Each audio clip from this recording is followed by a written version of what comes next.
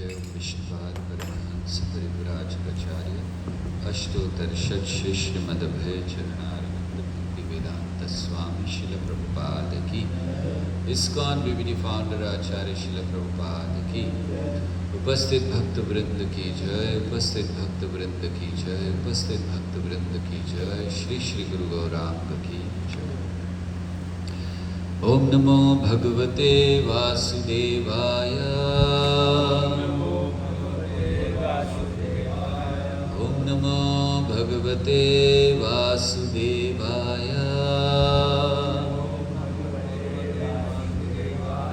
ओम नमो भगवते वासुदेवाय,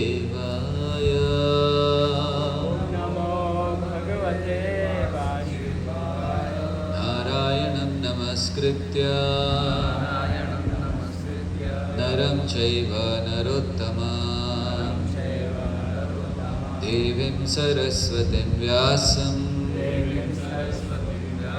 ततो जयामुदीरये। नष्टप्रायेषु भद्रेषु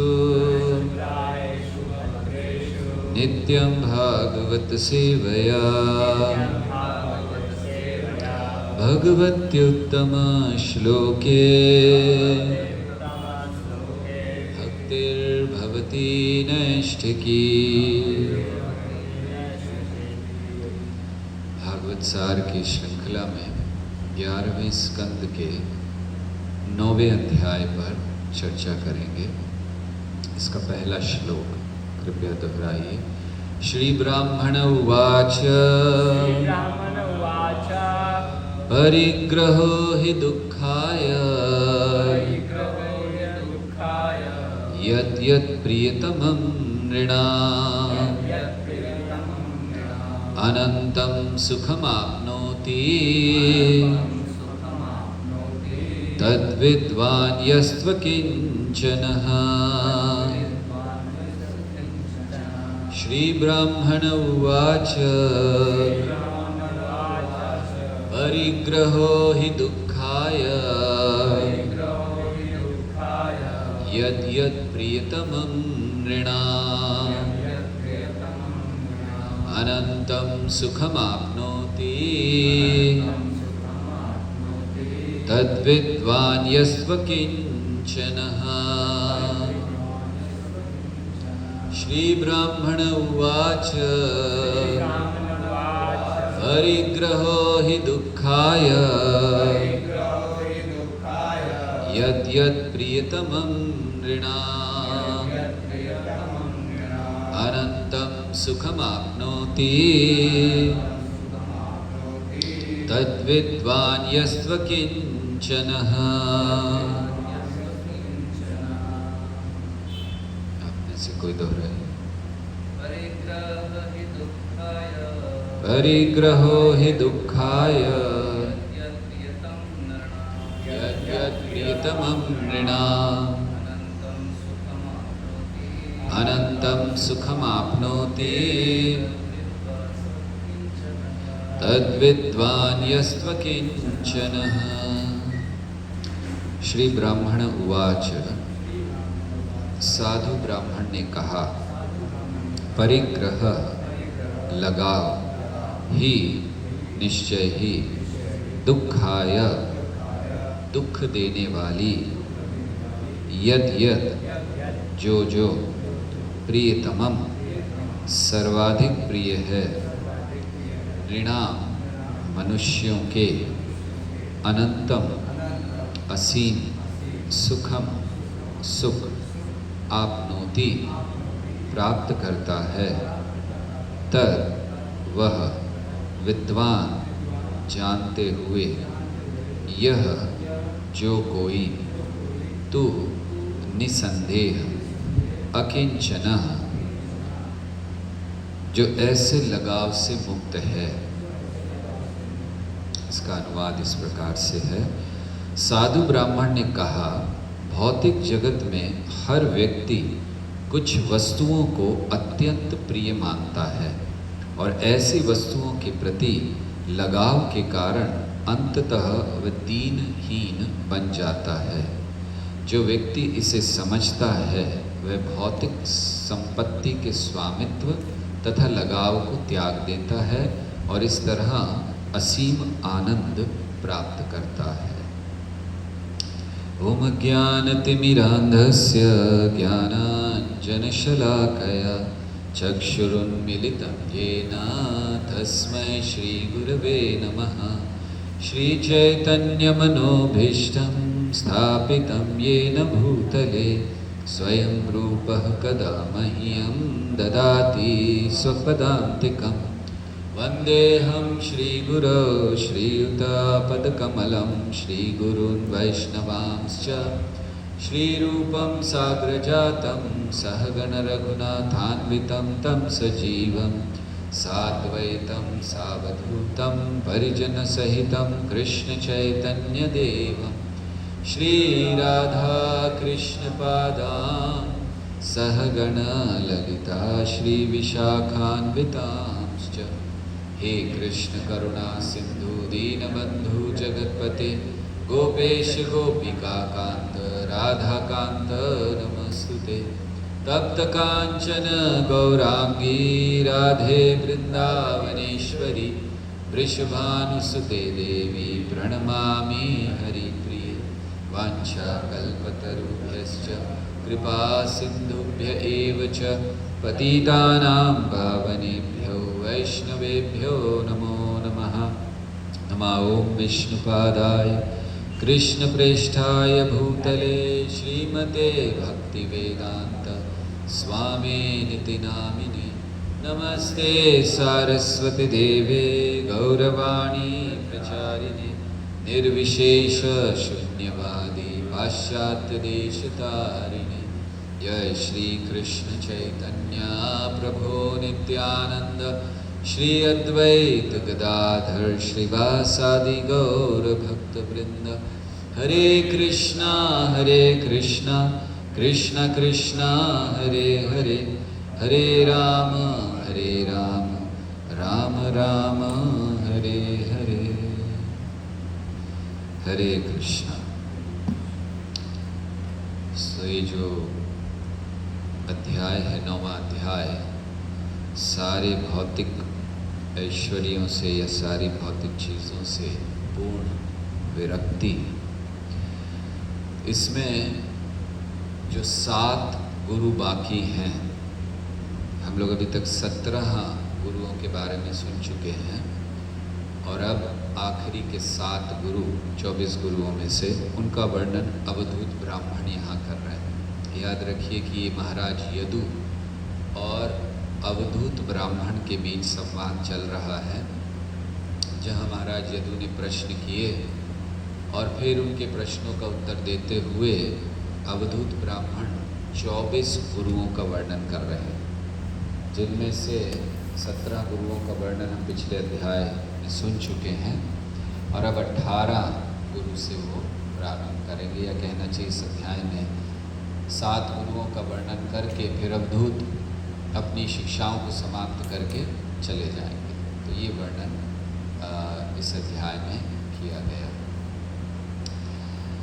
तो इस अध्याय में जो आखिरी 7 गुरु हैं, इनकी चर्चा करने से पहले सनातन गोस्वामी की प्रार्थनाओं को दोहराएंगे। कृपया सभी साथ में कहें। सर्वशास्त्राधिपीयूषः सर्ववेदैकसत्फला सर्वसिद्धान्तरत्नाढ्या सर्वलोकैकदृक्प्रदा सर्वभागवतः प्राण श्रीमद्भागवतः प्रभो कलिध्वान्तोदिदादित्या श्रीकृष्ण परिवर्तिता परमानन्दपाठाय प्रेमवर्षक्षराय ते सर्वदा सर्वसेव्याय श्रीकृष्णाय नमोस्तुते। मदेकबन्धो मत्सङ्गी मद्गुरो मन्महाधना मन्निस्तारकमद्भाग्य मदानन्दनमोऽस्तु ते। असाधु साधु तदायि अतिनीचोचतः कर हानमुञ्च कदाचिन्मां प्रेम्णा हृत्कण्ठयो स्फुरा। हरे कृष्ण। तो आगे बोलना प्रारंभ किया उन्होंने और बाज का वर्णन किया, ये पुरारी इस्तेमाल किया है शब्द, पक्षी। तो वो कहते हैं कि एक समय की बात है कि कुछ बाज़ों का, गिद्धों का समूह जा रहा था और उन्होंने देखा कि एक के पास केवल कुछ मांस का टुकड़ा उसके मुंह में है, तो सभी ने उसके ऊपर आक्रमण कर दिया लेने के लिए।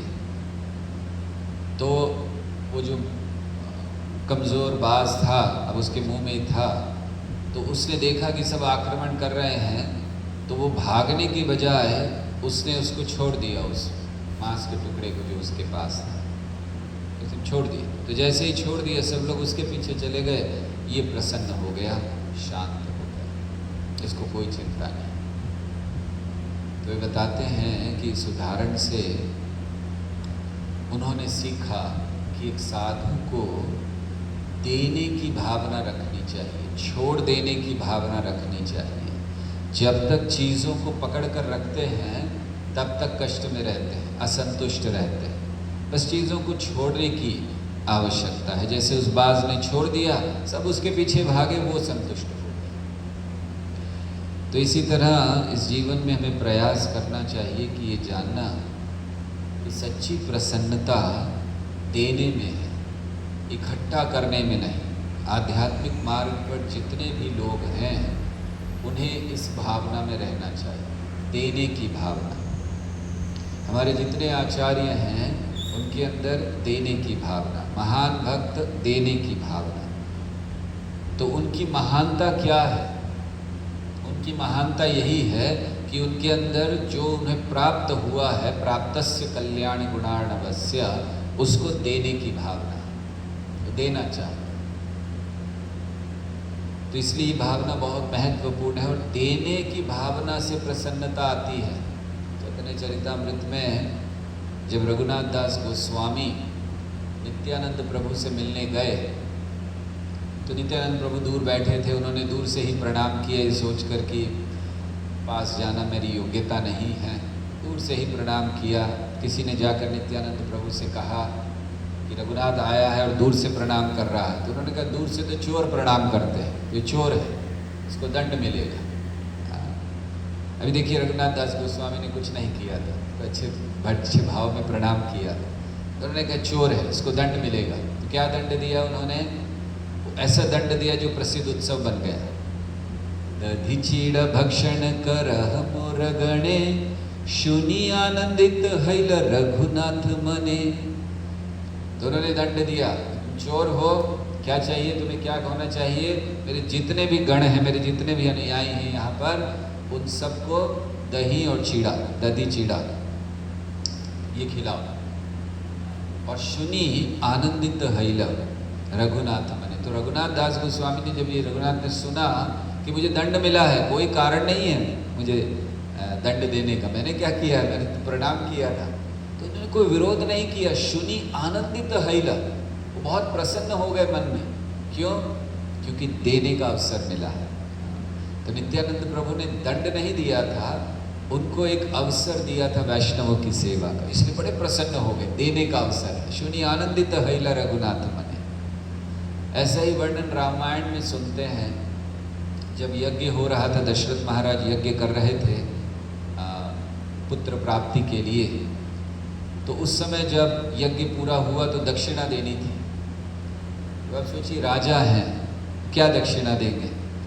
हम लोग होते हैं कुछ थोड़ा बहुत जेब में से थोड़ा सा निकाल कर देते हैं, बाकी सब रख लेते हैं। राजा होगा, चलो ठीक है, कुछ सोना चांदी कोई गाय दे देंगे। दशरथ महाराज ने अपना पूरा राज्य दान दे दिया। 4 प्रकार के जो पुजारी, जो पुरोहित यज्ञ कराते हैं, तो चारों को उन्होंने अपने राज्य का उत्तर, दक्षिण, पूर्व, पश्चिम भाग दान में दे दिया और बहुत प्रसन्न हो गया। तो सोचिए, पूरा राज्य दान दे देना, उसके बाद क्या हो गया? भिखारी, कुछ है ही नहीं। लेकिन उसमें आनंद। उस ब्राह्मणों ने वो सब वापस भी कर दिए कि महाराज हम क्या करेंगे, हम तो क्षत्रिय हैं, तो इसको आप ही रखिए। तो उन्होंने क्यों दिया था? वो जानते थे ब्राह्मण वापस देंगे, लेकिन फिर ये ब्राह्मणों का प्रसाद हो जाएगा, मेरा राज्य नहीं है, ब्राह्मणों ने दिया है, मैं चला रहा। तो देखिए भावना कितनी सुंदर, हम लोग शास्त्र से क्या क्या सीखते हैं। तो दशरथ महाराज ने भी ऐसे ही दे दिया। तो देने की ये जो भावना है, सच्चा आनंद दूसरों के लिए कुछ करने में है, स्वार्थी बनने में नहीं। जितना हम स्वार्थी रहते हैं उतना ज़्यादा चिंता में रहते हैं। क्यों? उस स्वार्थ हमें बचा कर रखना, इकट्ठा करना, दबा कर रखना, संभाल कर रखना, बस उसी की चिंता रहती है। लेकिन जितना हम दूसरों के लिए करते हैं, सच्चा आनंद तभी आता है। क्योंकि जब हम देते हैं किसी को, दरअसल दूसरों को देना, ये दूसरों पर कोई कृपा करना नहीं है। जब हम किसी को कुछ दे रहे हैं, जब हम दूसरों को दे रहे हैं, तो हमने हमारा जो एक दुनिया बना रखी है उसके बाहर देखने का प्रयास कर रहे हैं। साधारणतः व्यक्ति अपनी एक दुनिया बना लेता है, मुझे ये चाहिए, मुझे ये चाहिए, मुझे ऐसे रहना, मुझे ये करना है, वो अपनी दुनिया में है। और जब उसकी दुनिया में कुछ भी डिस्टर्ब होता है तब वो डिस्टर्ब हो जाता है, तकलीफ में आता है। क्योंकि मैंने सोचा हुआ था मुझे आनंद मिलना चाहिए, नहीं मिला, मैंने सोचा हुआ था मुझे पैसा मिलना चाहिए, नहीं मिला। ये अपनी दुनिया। और अपनी दुनिया का एक अर्थ और होता है कि केवल अपने लिए जीना। हमने अपनी दुनिया बना रखी है, मैं ही उस राज्य का राजा हूँ और बस अपने लिए जीना। तो जब हम देने की भावना करते हैं तो हम उस राज्य से बाहर निकलते हैं। इसलिए बहुत आवश्यक है भक्ति मार्ग में कि हम दें। और अंततः एक भक्त को अपने आप को कृष्ण की सेवा में दे देना चाहिए। और उससे क्या लाभ होता है? जैसे हम कोई चीज़ देते हैं, किसी को दान देते हैं, ठीक है, संतुष्टि हो गई, किसी को कुछ पैसा दिया, मन में आनंद आया, किसी के लिए कुछ किया, अच्छा लगा।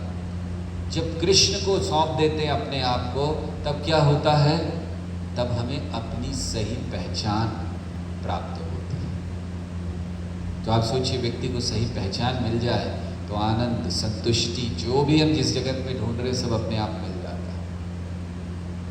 तो इसीलिए देना ये बहुत आवश्यक है। और यहाँ पर सुखदेव गोस्वामी एक स्थान पर और एक सुंदर उदाहरण देते भागवतम के 10वें स्कंद में, जहाँ वो शरद ऋतु का वर्णन कर रहे हैं। तो बहुत सुंदर उदाहरण उन्होंने दिए बादलों का, कि वर्षा ऋतु में बादल बड़े काले काले होते हैं, घने काले बादल। लेकिन जब शरद ऋतु आती है तो वही बादल एकदम तेज चमकने लगते हैं। अब देखिए, एकदम स्वच्छ लगते हैं, बादल होते हैं लेकिन एकदम स्वच्छ, चमकदार, कोई कालापन नहीं होता उनमें। तो सुखदेव गोस्वामी कहते हैं क्यों शरद ऋतु में ऐसा क्यों होता है? क्योंकि वर्षा ऋतु के पहले तक उन्होंने पानी को अपने अंदर रखा था और वर्षा ऋतु में सारा पानी दे दिया, अब कुछ नहीं है, और इसीलिए वो चमक रहे हैं। मतलब देने से, जब सब कुछ दे देने से, पकड़ कर रखने से व्यक्ति में हमेशा अज्ञान, अंधकार, कालापन रहेगा। लेकिन जब दे दिया है, कुछ नहीं है, तो फिर वो चमकने लगता है। तो इसीलिए भक्ति मार्ग यही है कि हम देना सीखें। इकट्ठा बहुत कर लिया, सारे योनियों में जितने हमने शरीर लिए उनमें क्या किया? केवल इकट्ठा किया, अपने लिए जिए, स्वार्थी बने। लेकिन अब भगवान को या अन्यों के लिए हमें कार्य करना चाहिए। तो ये इनके 18वें गुरु। 19वें गुरु का वर्णन वो एक बच्चे के रूप में कहते हैं कि मैंने बच्चे से सीखा।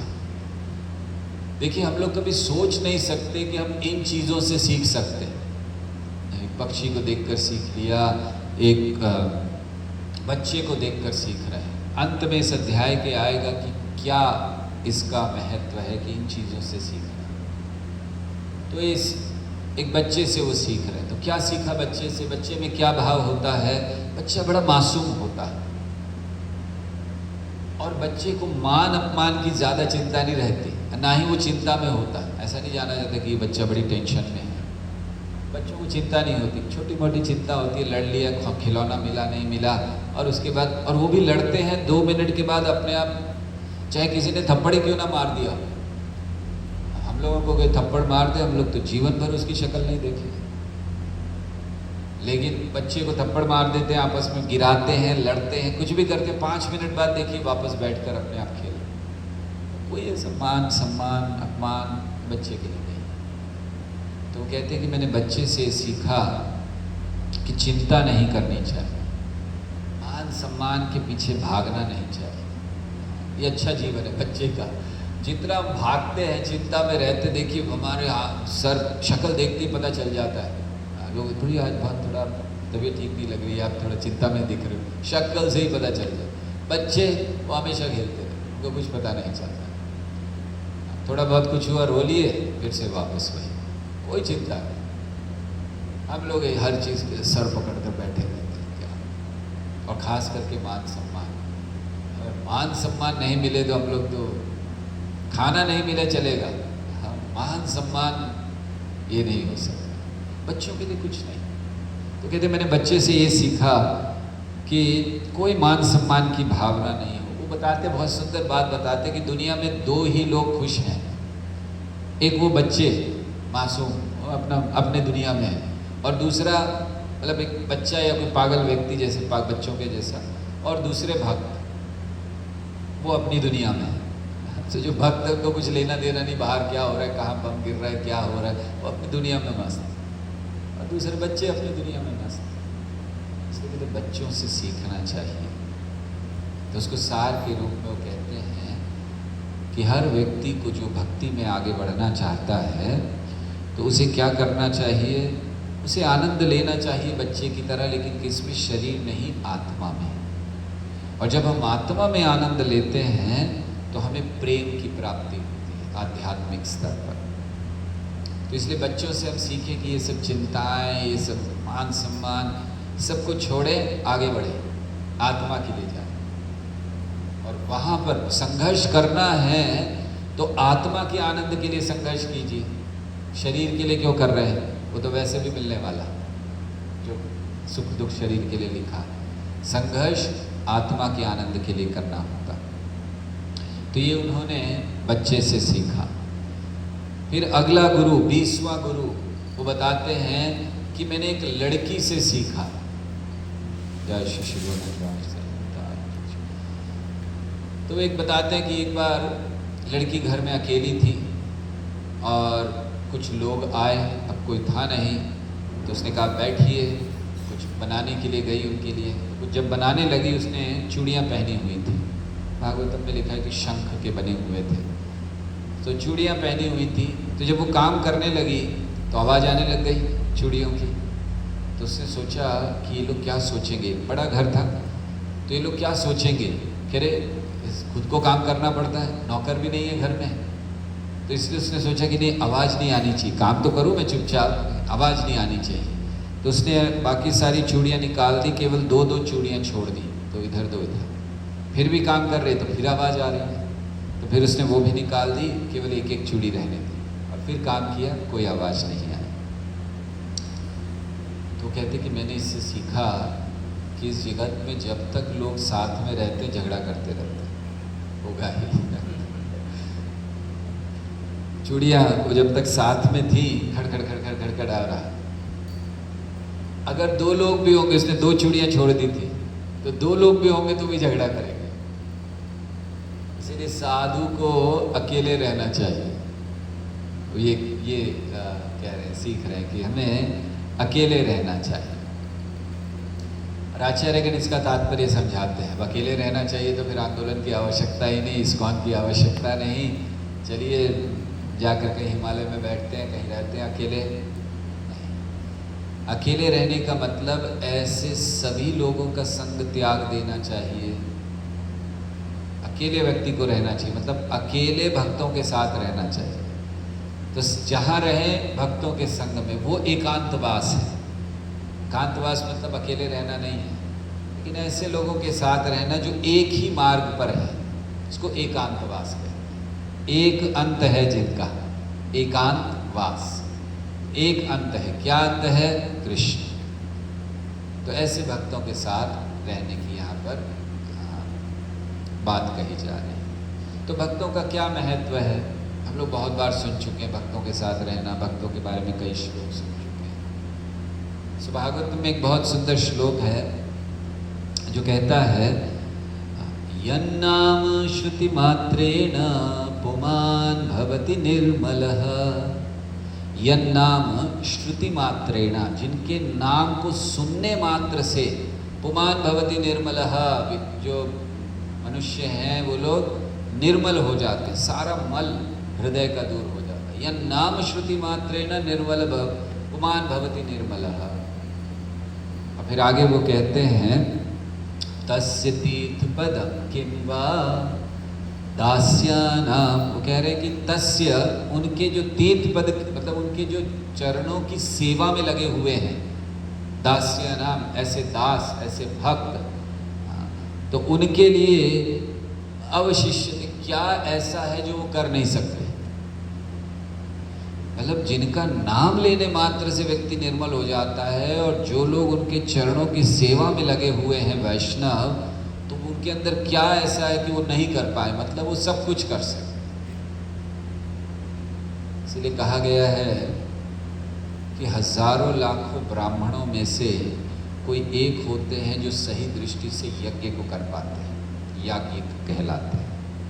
ऐसे हजारों लाखों याज्ञिकों में से कोई एक होते हैं जो वेदांत को अच्छी तरह से समझ पाते हैं, उनको वेदांती कहते हैं। ऐसे हजारों लाखों वेदांतियों में से कोई एक होते हैं जो भगवान विष्णु के भक्त होते हैं, और ऐसे हजारों लाखों भक्तों में से कोई एक विरला होता है जो कृष्ण का अनन्य भक्त होता है।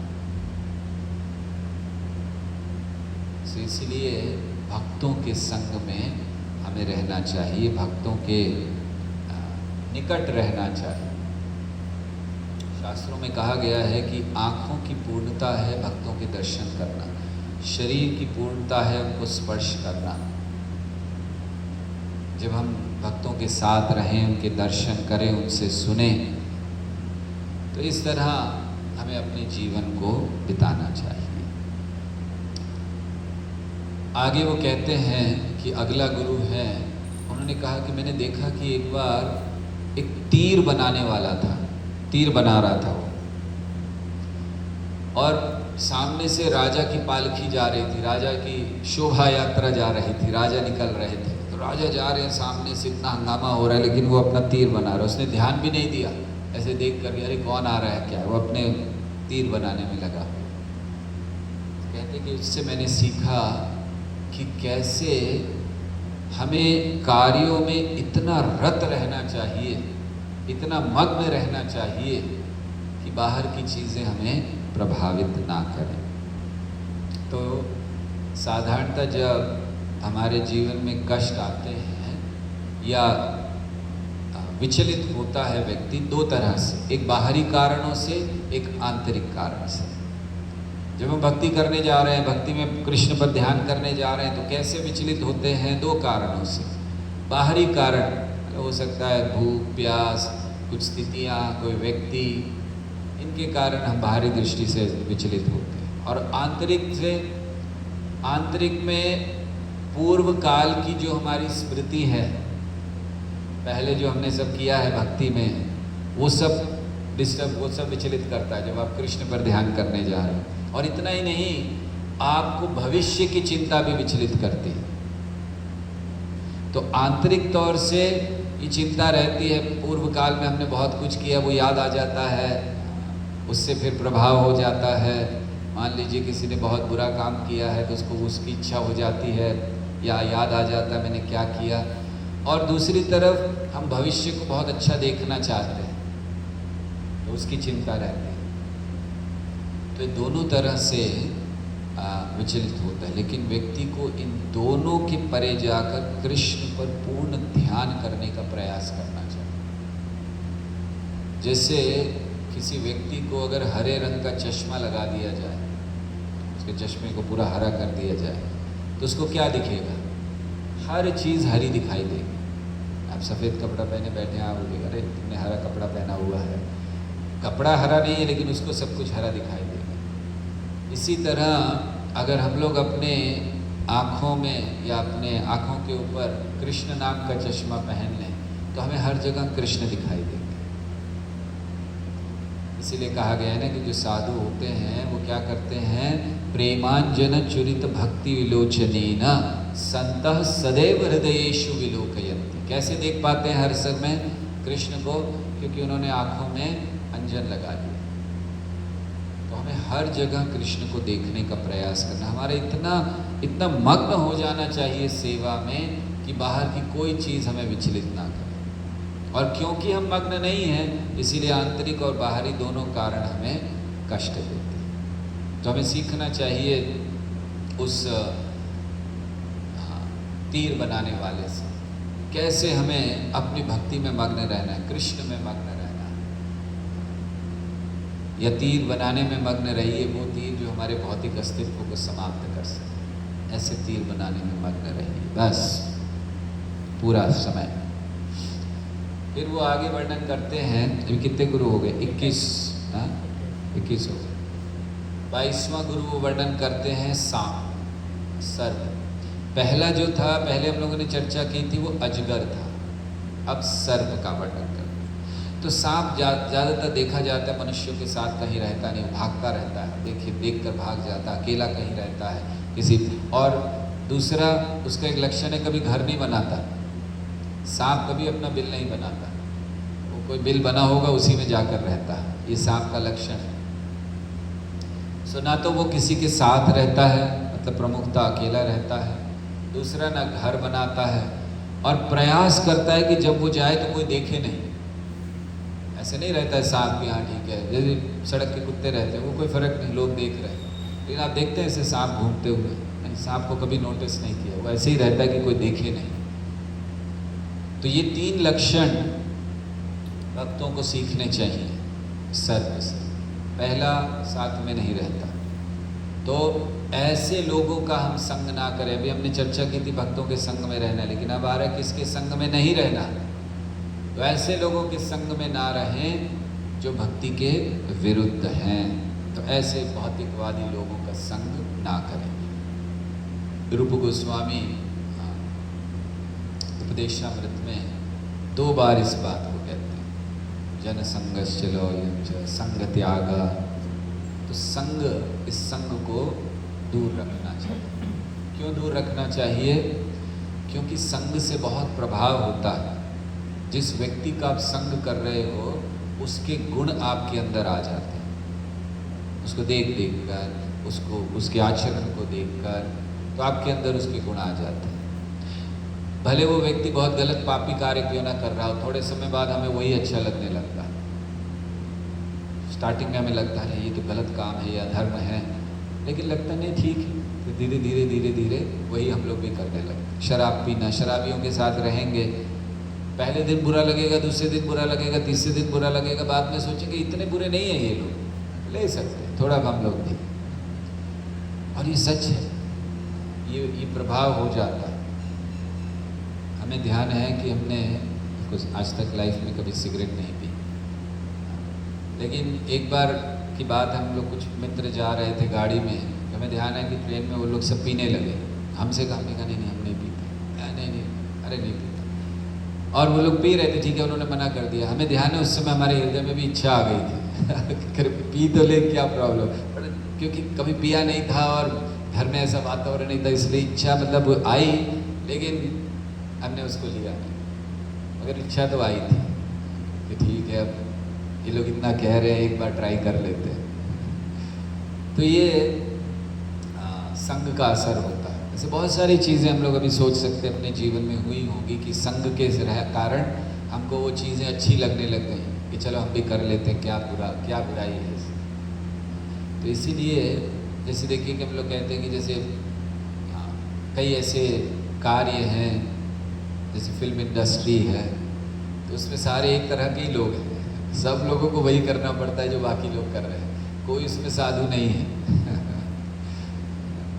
फिल्म वाले सुनेंगे तो हमारे ऊपर वो कुछ आंदोलन कर देंगे कि ये क्या कह रहे हैं, लेकिन सही है, वो तो खुद ही जानते हैं वहाँ कौन साधु है। लेकिन जो साधुओं के संग में हैं तो वहाँ उस तरह के भाव आ जाते हैं। बहुत सरल है, जिनके साथ में रहेंगे उस तरह के भाव आते हैं। तो ये हमें पहली चीज़ सर्प से सीखते हैं। दूसरा, वो कभी घर नहीं बनाता। हम लोग इस जगत में रहते हैं, दुनिया में रहते हैं, जिस व्यक्ति का घर नहीं है उसको पूछिए, वो हमेशा घर बनाने की इच्छा करता रहता है। घर बना लो, बस जीवन में एक घर हो जाए अपना, बस और कुछ नहीं। अपना घर होते होते मर जाओगे। असली घर बनाइए। घर बनाना है तो फिर हमें असली घर जाने की कामना करना चाहिए। वहाँ बनाकर रेडी रखा है भगवान ने, आप उसको छोड़कर आ गए हो यहाँ पर। जाओ अपने घर वापस, back home, back to Godhead. Srila Prabhupada ने कहा बैक होम, वापस जाओ अपने घर। तो यहाँ घर बनाते रहते हैं, या दूसरे शब्दों में एक सुरक्षा ढूंढते हैं। घर बनाने का अर्थ क्या है? सुरक्षा। अब हमें कहीं जाना नहीं पड़ेगा, अब हमें बदलना नहीं पड़ेगा। सच्ची सुरक्षा कृष्ण के चरणों में। और तीसरी चीज, ये हमेशा चलता है कि लोग नहीं देखें, अननोटिस्ड। तो भक्तों को भी भक्ति ऐसे ही करनी चाहिए। दो तरह इसको समझा जा सकता है। एक, बहुत ज़्यादा लोगों के बीच में जाकर दिखाने की ज़रूरत नहीं है कि आप भक्त हैं, आप अपना कीजिए। और दूसरा कि हमें कैसे भक्ति करनी चाहिए, कैसे अननोटिस करनी चाहिए। मतलब एक तो सामने नहीं कि सब इस तरह से हमें देखिए, दिखावा ना करें।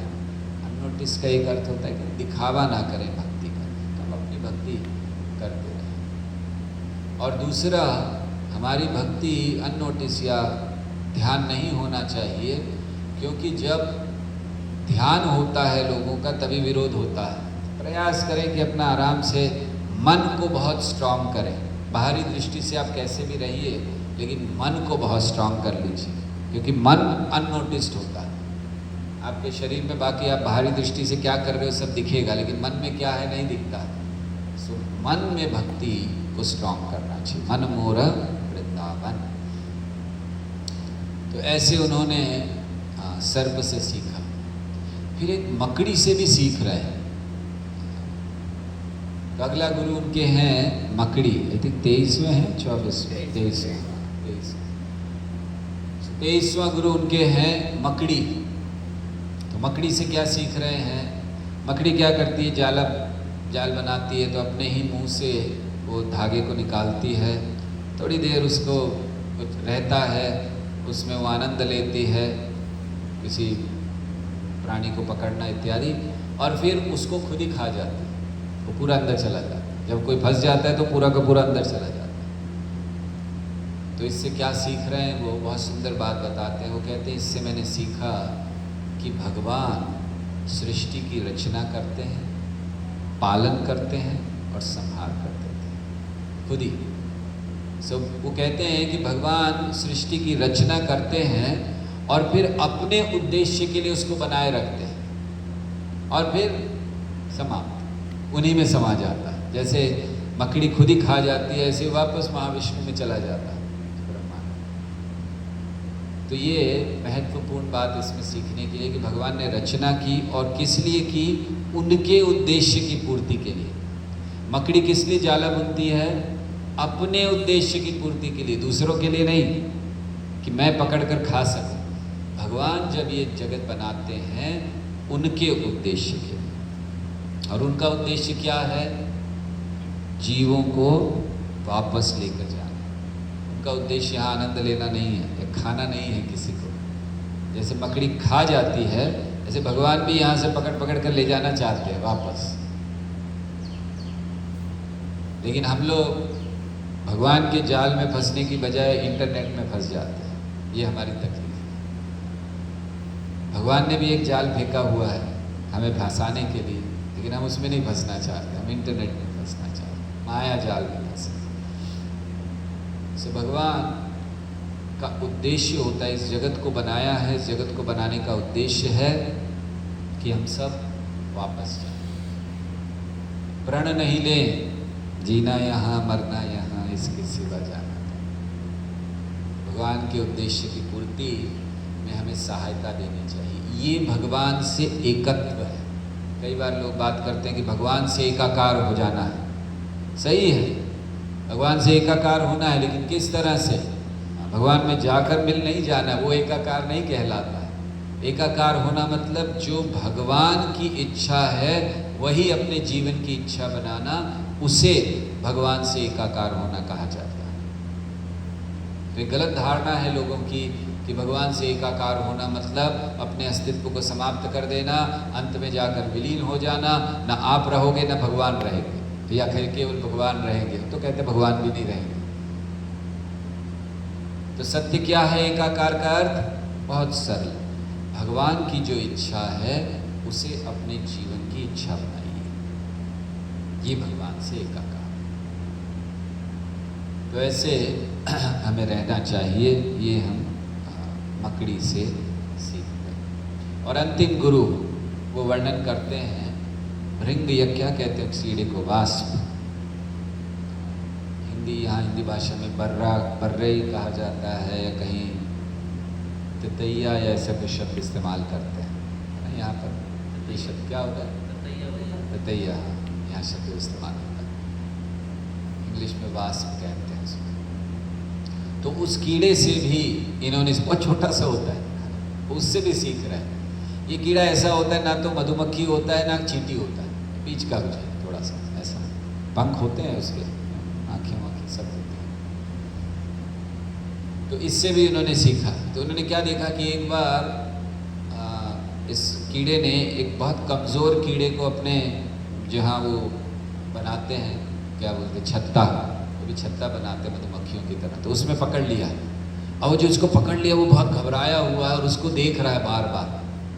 सो देख देख के घबरा रहा है, बहुत घबरा रहा है। और धीरे धीरे धीरे वर्णन ऐसा किया कि वो उसी शरीर में, शरीर नहीं बदला, लेकिन उसी शरीर में रहते हुए पूर्ण रूप से उसके समान हो गया।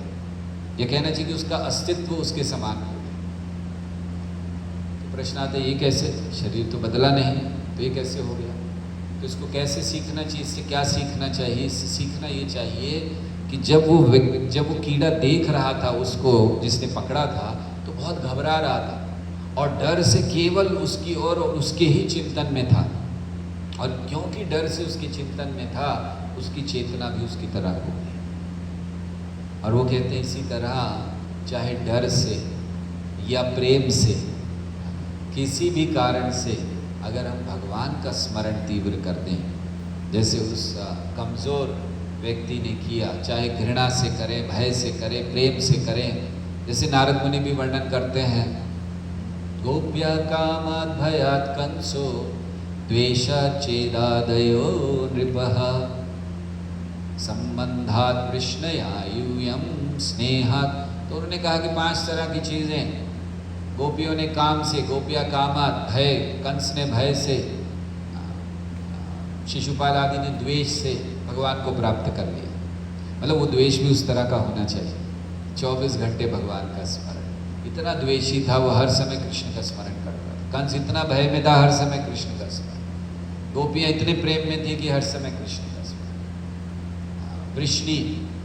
वृष्णिवंशी इतने संबंध में थे, हर समय कृष्ण का स्मरण, संबंधात्। और युधिष्ठिर महाराज को कहते हैं यूयम स्नेहात्, आप लोगों ने स्नेह से ले लिया, भगवान को प्राप्त कर लिया। और फिर अपने लिए कहते हैं हमारे जैसे लोग भक्ति से प्राप्त करते हैं। तो इसीलिए कृष्ण को प्राप्त करने के लिए बस चेतना, तो किसी भी प्रकार से हो, कृष्ण का स्मरण हमें तीव्र करना चाहिए, और तब हम निश्चित कृष्ण की चेतना में अपने आप को रख सकते हैं। वैसे 24 गुरुओं का उन्होंने वर्णन किया और फिर कहा कि ये मैंने सीखा है इन 24 गुरुओं से। लेकिन एक चीज़ और बताता हूँ, वो कहते हैं मैंने अपने शरीर से भी सीखा है, 25वां गुरु। तो ये 24 गुरु मैंने सीख लिया, लेकिन मैंने अपने शरीर से भी बहुत कुछ सीखा है, तो वो भी आपको बताता हूँ। तो बताने लगे कि शरीर से क्या सीखा। पहली चीज़ उन्होंने कहा कि दरअसल ये शरीर ये विरक्ति लाता है हृदय में। आश्चर्य की बात है, हम लोग तो आसक्ति है, विरक्ति कहाँ है? तो कहते नहीं, अगर सही दृष्टि से देखें तो विरक्ति लाता है। क्यों? क्योंकि कहते जो कुछ भी करो इस शरीर से अंत में दुख ही देता है।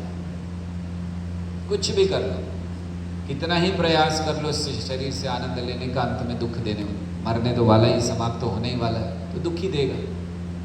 इसलिए इसको जानकर मैं विरक्त हो गया कि ये शरीर केवल दुख देने वाला है, हमेशा इसका जो अंत होता है वो कष्टमय या दुख के कारण होता है। दूसरी चीज़ वो बताते हैं कि मैंने देखा कि शरीर ये एक वृक्ष की तरह है।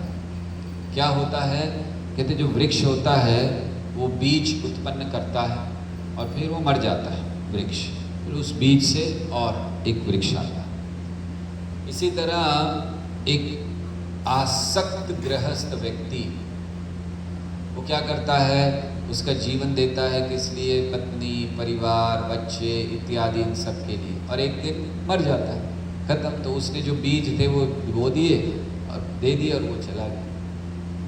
तो जीवन का लाभ क्या हुआ, भक्ति अगर नहीं की। तो बताते हैं कि जो हमारी इंद्रियां हैं, बहुत सुंदर बात वो कहते हैं, इंद्रियां हैं ये हमारी पत्नियों की तरह है। जैसे मान लीजिए एक व्यक्ति की बहुत सारी पत्नियां, वो कहते कोई खींच रही है उसको कि ये चाहिए, कोई दूसरी खींच रही है। मतलब एक व्यक्ति बड़े प्रेम से घर पर आए और उसकी 8-10 पत्नियां हैं, तो क्या होगा ये आप लोग सोच सकते हैं। जिनकी एक है उनको पूछिए, वो बताएंगे। हम लोगों को ये स्मरण नहीं आया, हम लोग को इतना पता नहीं चलेगा। 8-10 पत्नियां, तो हमें क्या फ़र्क पड़ता है। हम लोग भी जब आश्रम में आते 10-15 ब्रह्मचारी रहते हैं, कोई फ़र्क नहीं है, वो बहुत अलग है। तो 8-10 पत्नियां को कुछ मांग रही, को कुछ मांग रही, व्यक्ति मतलब घर घुसने से डरेगा। एक पत्नी वाले भी डरते हैं, ऐसा नहीं है, फिर 8-10 हो तो क्या हो। तो जो इंद्रियां हैं इनको कहते पत्नियों की तरह है, जो हर व्यक्ति को खींच रही, आंखें कहीं और खींच रही हैं, कान कहीं और खींच रहे हैं, जिह्वा कहीं और खींच रही है। और इन सब के खींचने में व्यक्ति सुखी कहाँ से रह सकता है। और फिर वो बहुत महत्वपूर्ण बात बताते हैं मनुष्य जीवन के विषय में, सुंदर बात कहते हैं। वो कहते हैं कि भगवान ने बहुत सारे शरीरों को, योनियों को बनाया, 84 लाख योनियाँ भगवान ने बहुत सारे बनाया, लेकिन सबको बनाने के बाद संतुष्ट नहीं थे जब तक मनुष्य को नहीं बनाया। देखिए बहुत महत्वपूर्ण बात अवधूत सिखला रहे हैं कि उन्होंने सारे पेड़ बना दिए, पशु बना दिए, पक्षी बना दिए, जितने थे सब जलचर इत्यादि सब बना दिए, भगवान खुश नहीं थे। वो खुश कब हुए, संतुष्ट कब हुए, जब उन्होंने मनुष्य बनाया। क्यों? क्योंकि ये जीवन आत्म साक्षात्कार। अगर हम इस बात को बड़े ध्यान से समझे कि भगवान ने बाकी सबको बनाया, भगवान खुद भी खुश नहीं थे क्योंकि जानते थे ये लोग भी खुश नहीं रहेंगे, लेकिन फिर भगवान ने मनुष्य बनाया और भगवान संतुष्ट हो गए, बहुत अच्छा, अब मैंने कुछ अच्छा कार्य किया। क्यों? क्योंकि ये आत्म साक्षात्कार करेगा, ये भगवान की इच्छा थी। मतलब जब मनुष्य रूप दिया भगवान ने तो इच्छा थी कि आत्म साक्षात्कार करें। तो हम लोग कुछ और करते हैं, वो अलग बात है। तो भगवान बहुत संतुष्ट हो गए, इसीलिए वो कहते हैं कि बहुत समय के बाद, हमें बहुत जन्मों के बाद ये मनुष्य शरीर मिलता है और केवल पूर्णता को प्राप्त करने के लिए मिला है।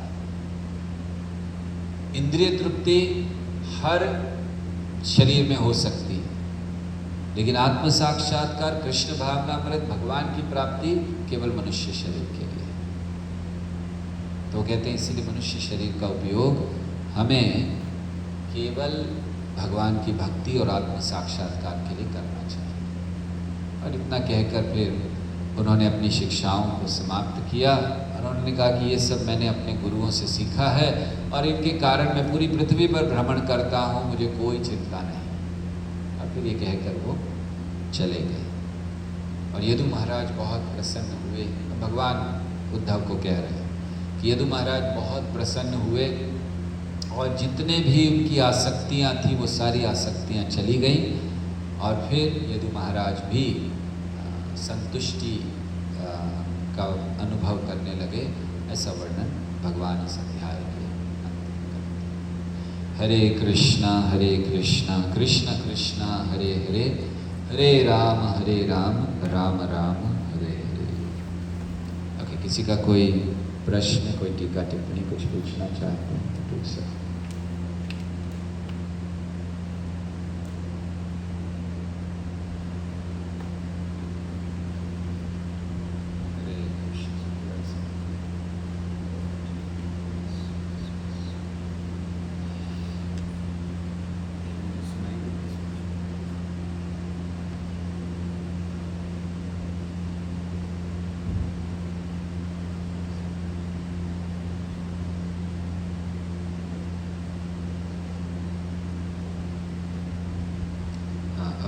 माता जी, आपको क्या प्रश्न है?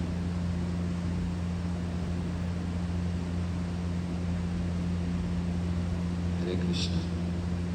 Yes, it's audible.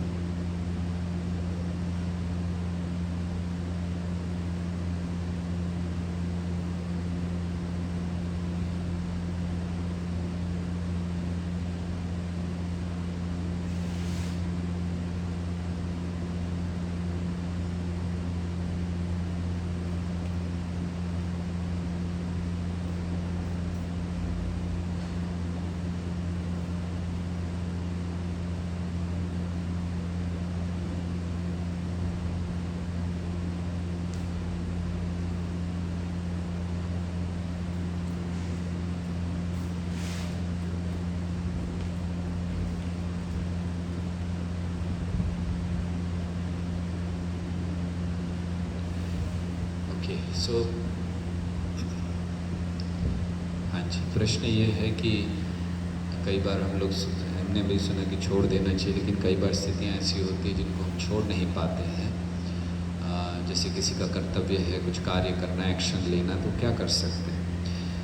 जब छोड़ने की बात की गई है तो पहली चीज़, हमें अपने कर्तव्यों को नहीं छोड़ना चाहिए, हमें आसक्तियों को छोड़ना चाहिए इस जगत की जिनसे हम बंधे हैं। सो जहाँ तक कर्तव्य की बात है कि मान लीजिए किसी व्यक्ति को, कोई पुलिस वाला है, उसको एक्शन लेना है, चोर चोरी करके जा रहा है, तो चुपचाप नहीं बैठेगा कि हाँ ठीक है होने दो, छोड़ दिया। कर्तव्य को त्यागने की बात नहीं है, कर्तव्य में जुड़ी आसक्ति को त्यागने की बात है कि मेरे बिना कोई कर ही नहीं सकता। तो हमें निश्चित जितना हमारे से अच्छा हो करें, लेकिन उस कर्तव्य को भी भगवान से जोड़ने का प्रयास करना चाहिए। केवल कर्तव्य करना भी पूर्ण नहीं है इस जगत में, कर्तव्य को भगवान से जोड़ना जरूरी है। जैसे लोग कहते हैं कि मानव सेवा ही माधव सेवा है, तो मानव सेवा माधव सेवा तब बनेगी जब मानव को माधव से जोड़ेंगे। मानव को केवल मानव की सेवा करते रहेंगे, माधव को गायब कर देंगे, तो माधव सेवा कहाँ से हो गई? तो इसी तरह कर्तव्य को त्यागना नहीं है, जो एक्शन लेना होता है उसको तो लेना चाहिए, लेकिन अपनी चेतना, अपने भाव को बदलना ज़रूरी है, आसक्ति को बदलना ज़रूरी है, ये हमें जानना चाहिए। ठीक है, ओके। हरिदया सिंह जी,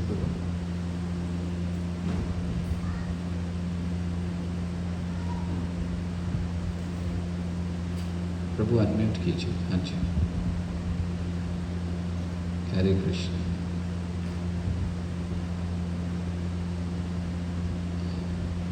हरे कृष्ण प्रभु। यस, बोलिए प्रभु।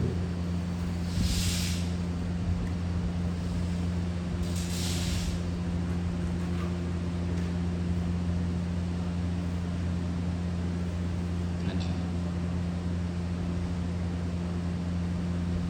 राइट। प्रश्न है कि गोपियों का तो जो भाव था अनुकूल था, कंस और शिशुपाल का भाव अनुकूल नहीं था, तो उसको कैसे समझ सकते हैं कि दोनों को समान मानना? कृष्ण एक अग्नि की तरह है, या कृष्ण भावनामृत एक अग्नि की तरह है, जो भी उसमें आएगा जल जाएगा, अर्थात भौतिक अस्तित्व जलेगा। नारद मुनि का कहने का ये तात्पर्य था, ये न केन प्रकारेण मनः कृष्ण निवेशेत। आप किसी भी प्रकार से कृष्ण के पास आओ तो आपके अंदर का गुण आपको कृष्ण को प्राप्त नहीं कराएगा, लेकिन ये कृष्ण का गुण है, क्योंकि आप उनके पास आए हो, वो आपको निश्चित मुक्त करेंगे। जैसे पूतना भगवान को मारने आई थी, लेकिन भगवान ने उसको आध्यात्मिक जगत में माता का स्थान दिया, तो ये भगवान का गुण है।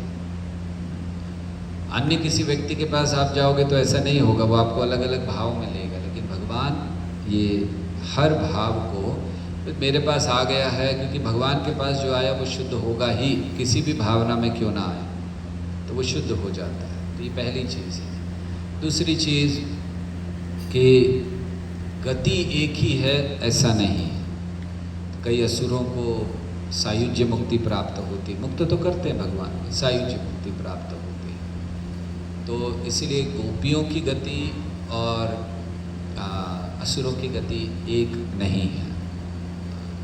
लेकिन अंततः भगवान चाहते हैं कि सभी भगवान के धाम आए, तो अंततः तो धाम में जाते हैं, प्रदान करते हैं भगवान।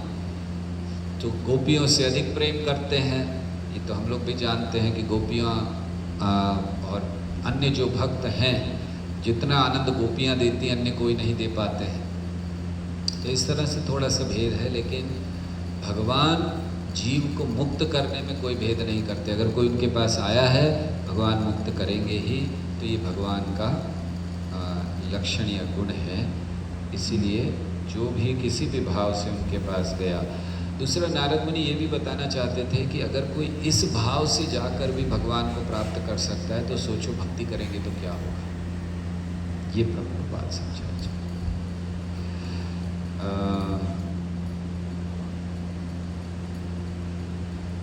मुकेश।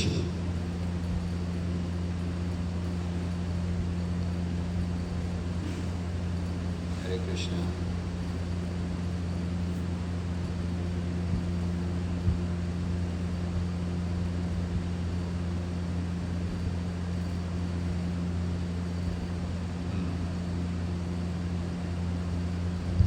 हाँ, जब गृहस्थ जीवन में जो संबंधी होते हैं वो अगर भक्त ना हो, तो फिर साधु को कैसे रहना चाहिए।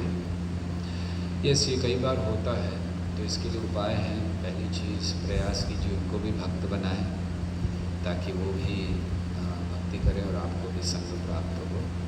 दूसरा चीज़, एक कर्तव्य की भांति रहें, मन में कम से कम भक्तों या भक्त बनने का या भक्ति का भाव बनाए रखें। और तीसरी चीज़, जितना हो सके भक्तों का संग बाहर करें, अगर घर पर संभव नहीं है।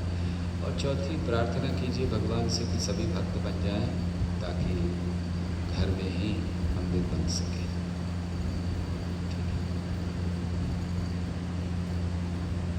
ओके। हरे कृष्णा कृष्ण कृष्ण हरे हरे, हरे राम राम राम हरे हरे। ग्रंथराज श्रीमद्भागवतम की जय, श्रील प्रभुपाद की जय, निताई गौर प्रेमानंदे हरि हरि।